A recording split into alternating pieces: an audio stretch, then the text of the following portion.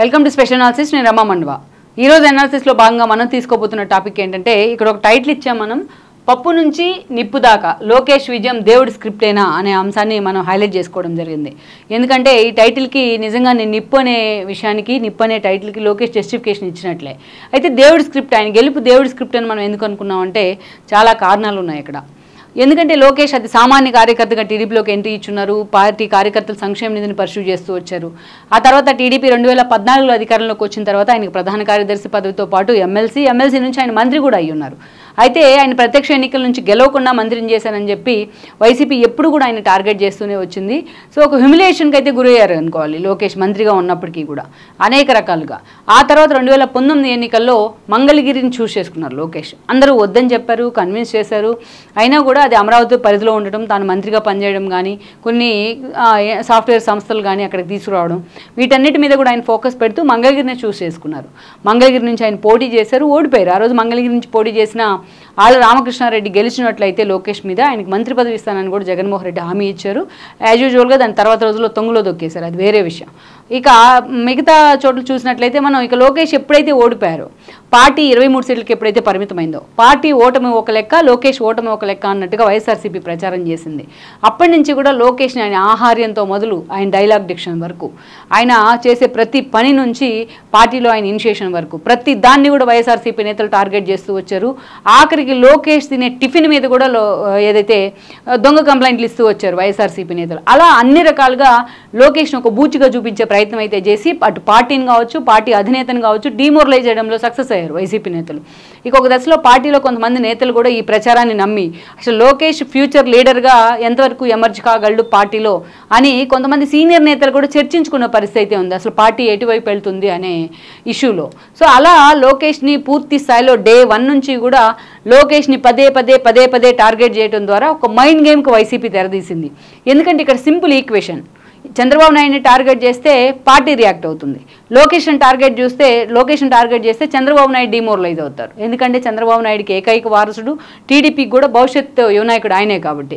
So అలా ఒక mind గేమ్ని అయితే తెర మీదకి తీసుకొచ్చారు వైసీపీ నేతలు.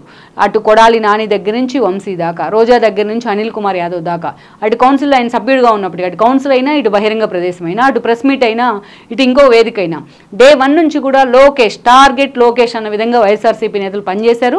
ఒక 10 మందికి జగన్మోహన్ రెడ్డి స్పెషల్గా సెలెక్ట్ చేసి అది ఇవ్వడం కూడా జరిగింది. ఆ టార్గెట్ లోకేష్ని టార్గెట్ చేయాలనే ఒక టార్గెట్ కూడా పెట్టారు వాళ్ళకి. ఆ టార్గెట్లో సక్సెస్ కూడా అయి ఉన్నారు. ఇక అలాంటి చోటు నుంచి లోకేష్ ఎప్పుడైతే పాదయాత్ర చేయాలని నిర్ణయించుకున్నారో ఆ పాదయాత్రే ఇవాళ టీడీపీ భవిష్యత్తును నిర్దేశించింది. టీడీపీ గెలుపులో కూడా ఇవాళ పాదయాత్ర కీలక భాగస్వామ్యమైంది.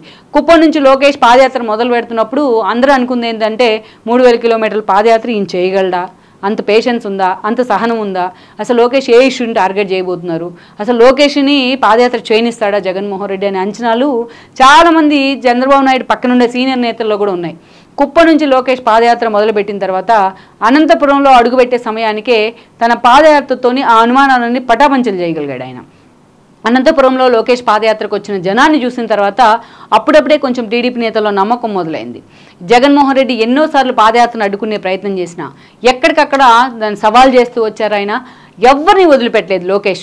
చాలామంది చంద్రబాబు నాయుడు కొడుకు కదా, తన స్థాయి తగ్గి విమర్శలు చేస్తారన్నప్పటికీ కూడా తను ఇంకా ఆ స్థాయికి రాలేదంటూ కూడా లోకేష్ రిటార్ట్ ఇచ్చే ప్రయత్నం చేశారు. ఈ క్రమంలోనే ఒక రోజా మొదలుకొని ఒక వంశీలాగా ఎవరిని కూడా ఆయన వదిలిపెట్టే ప్రయత్నం చేయలేదు. మాట్లాడితే రెడ్ బుక్ అంటూ రెడ్ బుక్లో పేర్లు నోట్ చేసుకుంటున్నానంటూ కూడా మాట్లాడుతూ వచ్చారు. ఒక అనంతపురం తర్వాత రాయలసీమ నుంచి పూర్తి స్థాయిలో జగన్మోహన్ రెడ్డి అడ్డా ఆయన కడపలో కూడా ఆయన పాదయాత్ర చేయడం జరిగింది సక్సెస్ఫుల్గా. ఎన్ని దాడులు చేస్తున్నా, ఎంత హ్యూమిలేట్ చేస్తున్నా, ఎంత చేసినా లోకేష్ మాత్రం పాదయాత్రను ఎక్కడా ఆపలేదు.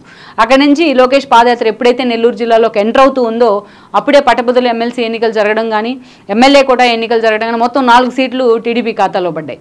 అప్పుడే క్రాస్ ఓటింగ్ పాల్పడి నెల్లూరు జిల్లా ఎమ్మెల్యేలు అంతా కూడా పార్టీ నుంచి బహిష్కరణకు గురయ్యారు. వాళ్ళంతా లోకేష్ పాదయాత్రలో చాలా కీలక భాగస్వాములు అయ్యారు. లోకేష్ పాదయాత్ర నెల్లూరులో హ్యూజ్ సక్సెస్ అయింది. వన్స్ ఎప్పుడైతే ప్రకాశం జిల్లాలోకి లోకేష్ పాదయాత్ర అడుగుపెట్టిందో ప్రకాశం జిల్లాలో అసలు ఆ నభూతో నా భవిష్యత్ అన్నట్టుగా లోకేష్ పాదయాత్ర సక్సెస్ అయింది. ఆ స్థాయిలో ఆయన ఒకవైపు వైఎస్ఆర్సీపీ నేతల్ని ఫోకస్ చేస్తూనే లోకల్ ఇష్యూస్ని అంతే స్థాయిలో హైలైట్ చేస్తూ వచ్చారు. అలా తన పాదయాత్ర ఒక మార్క్ వేయగలిగారు. అన్ని వర్గాల్లో ఇష్యూస్ని తెలుసుకుంటూ ఎప్పటికప్పుడు వాటిని నోట్ చేసుకుంటూ. ఇక వన్స్ పల్నాడు దగ్గర నుంచి గుంటూరు కృష్ణా జిల్లా, అదేవిధంగా ఆయన ఆల్మోస్ట్ కొంచెం తన తండ్రి అరెస్ట్ తర్వాత గ్యాప్ ఇచ్చి మళ్ళీ చేసిన ఉత్తరాంధ్ర కానీ ఇవన్నీ కూడా ఒక బూస్ట్ అయితే తీసుకొచ్చాయి. అప్పుడే పాదయాత్ర ద్వారానే లోకేష్ తనలో ఒక హ్యూమన్ యాంగిల్ ఉంది. యాక్చువల్గా చంద్రబాబు నాయుడు మీద ఒక హైటెక్ సీఎం అని ఒక సీఈఓ అని ఇమేజ్ ఉంటుంది. సో అదే స్థాయిలో ఆయన ఎమోషన్స్ ఉన్నా బయటికి చూపించలేరని ఒక అపోహ ఉండేది ఆయన మీద.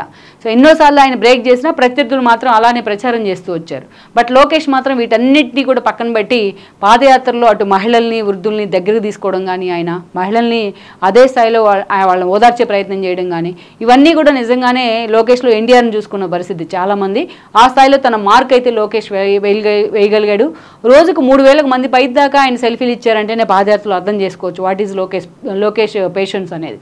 సో ఆ స్థాయిలో సక్సెస్ చేస్తున్నారు. సో అలా తన పాదయాత్రతోనే లోకేష్ తుప్పు రేగొట్టాడు అనే ఒక పొగడ్తలను అయితే తెచ్చుకున్నారు. ఆయన పాదయాత్ర సక్సెస్ కావడంతోనే వైఎస్ఆర్సీపీ సగం డైలమాలో పడింది. చాలామంది నేతలు వైసీపీ నుంచి బయటకు వచ్చిన ఒక కోటంరెడ్డి మొదలుకొని యార్లగడ్డ వెంకట్రావు వరకు లోకేష్ వెంట నడిచిన తీరు కానీ, ఎక్కడికక్కడ అన్ని గంటలు నడుస్తూ ఎక్కడ రష్ తీసుకోకుండా ఆయన చేసిన పాదయాత్ర నిజంగానే టీడీపీకి ఒక బూస్ట్ అనుకోవాలి. అతంతా ఒక ఎత్తు అయితే మళ్ళీ మంగళగిరి నుంచి నిలబడి ఎంత టార్గెట్ పెట్టినా జగన్మోహన్ రెడ్డి తనకు వాళ్ళందరినీ కూడా ఎదురుచి ఒక పద్మవ్యూహాన్ని క్రియేట్ చేశారు. ఒక మురుగుడు లావణ్య, ఒక మురుగుడు హనుమంతరావు, ఒక కాండ్రు కమల, ఒక గంజి చిరంజీవి, ఒక ఆర్కే, వీళ్ళందరికీ తోడు రాయపాటి రంగారావు, ఇలాంటి వాళ్ళందరినీ పెట్టి ఒక పద్మవ్యూహాన్ని లోకేష్ చుట్టూ పన్నిన జగన్మోహన్ రెడ్డి ఈరోజు ఆ పద్మవ్యూహంలోంచి అభిమన్యుడు కాలేదైనా అర్జునుడిగా బయటకు వచ్చారు.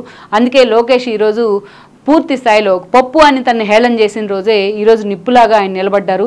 సో లోకేష్ని ఆ స్థాయిలో నిప్పులాగా ఆ ఫైర్ వచ్చేలాగా చేసింది వైఎస్ఆర్సీపీని. ఈరోజు లోకేష్ గెలుపు ఒక లెక్క అయితే మంగళగిరిలో లోకేష్ సాధించిన మెజారిటీ ఈరోజు 91,000కు పైగా లోకేష్ సాధించిన మెజారిటీ మంగళగిరి చరిత్రలోనే, ఆ సీట్ 1950sలో ఏర్పాటైంది, మంగళగిరి చరిత్రలోనే ఒక నభూతో నభవిష్యత్ అన్నట్టుగా నిలిచిపోయింది. ఒక రికార్డ్ బ్రేక్ చేయగలిగారు. టీడీపీ నుంచి అత్యధిక మెజారిటీ సాధించిన వ్యక్తుల్లో 3వ వ్యక్తిగా ఆయన నిలబడిపోయారు. ఒక పల్లా ఒక గంట తర్వాత ఈరోజు లోకేష్ 3వ వ్యక్తిగా నిలబడిపోయారు. ఈ రోజున ఆ స్థాయిలో లోకేష్ ఒక థంబింగ్ మెజారిటీని సాధించి ఎక్కడైతే తనను హేళన చేసిన రోజే అక్కడే ఈరోజు లోకేష్ నిలబడిన తీరు మాత్రం ఈరోజు పార్టీ నేతల్ని, పార్టీలో సీనియర్ అనుమానాలను కూడా పటాపంచలు చేసింది. సో ఇక లోకేష్ ఉండగా మాకు తిరుగులేదు టీడీపీకి అన్న ఒక ఇమేజ్ని అయితే తీసుకొచ్చిందని అనుకోవాలి.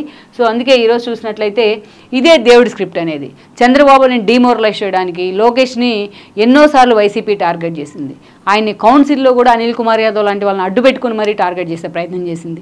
ఆయన వ్యక్తిగతంగా ఆయన ఇంట్లో లేడీస్ని కూడా, వాళ్ళ మదర్తో పాటు వాళ్ళ భార్యని కూడా టార్గెట్ చేసే ప్రయత్నం చేశారు.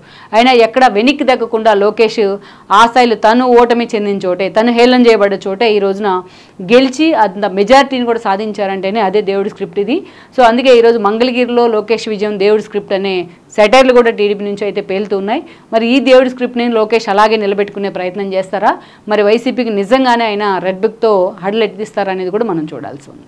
ఈ వీడియో మీకు నచ్చినట్లయితే please share, like and subscribe R24 Telugu.